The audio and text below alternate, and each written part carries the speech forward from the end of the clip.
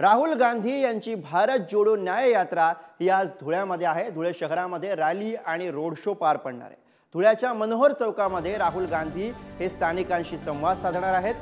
आज भारत जोडो न्याय यात्रेमध्ये महिला मेळावा सुद्धा पार पडणार आहे। मेळाव्यामध्ये काँग्रेस महिलांसाठी धोरण घोषित करण्याची शक्यता आहे। धुळे दौरा आटपून राहुल गांधी हे आज मालेगावला जाणार आहे। मालेगावमध्ये राहुल गांधी यांच्या भारत जोडो यात्रेचा आज मुक्काम असेल। तत्पूर्वी धुळ्यामध्ये आता सध्या रोड शो आणि रॅलीसाठीची लगबग आपल्याला बघायला मिळते।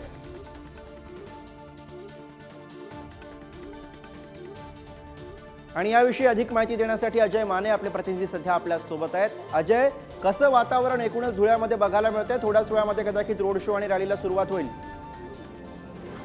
गुरु, जसं तू म्हटला तसं एकंदरीत मोठ्या आणि गर्दीचं वातावरण सध्या धुळे त्यातही दोंडा येथील आप्पासाहेब नगरात तयार झालेलं आहे।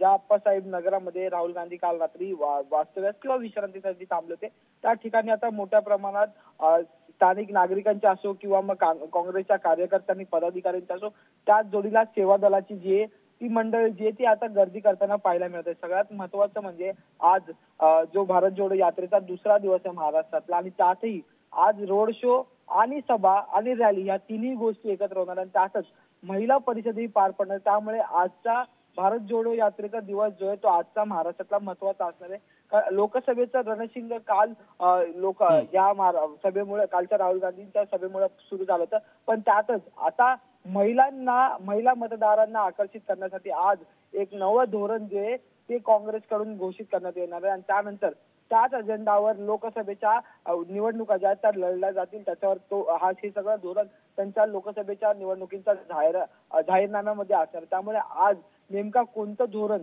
हे महिलांसाठी काँग्रेसकडून मांडण्यात येणार तेही राहुल गांधी मांडतील, हा एक महत्त्वाचा विषय असणार आहे। दुसरीकडे जर पाहिलं तर इथे छोटेखानी सभा ज्या आहेत त्याही पार पडतील। राहुल गांधी जिथे वास्तव्यास आहे तिकडून 200 मीटरवर छत्रपती शिवाजी महाराज यांचाही पुतळा आहे, तिकडेही ते जाणार आहेत अभिवादन करण्यासाठी।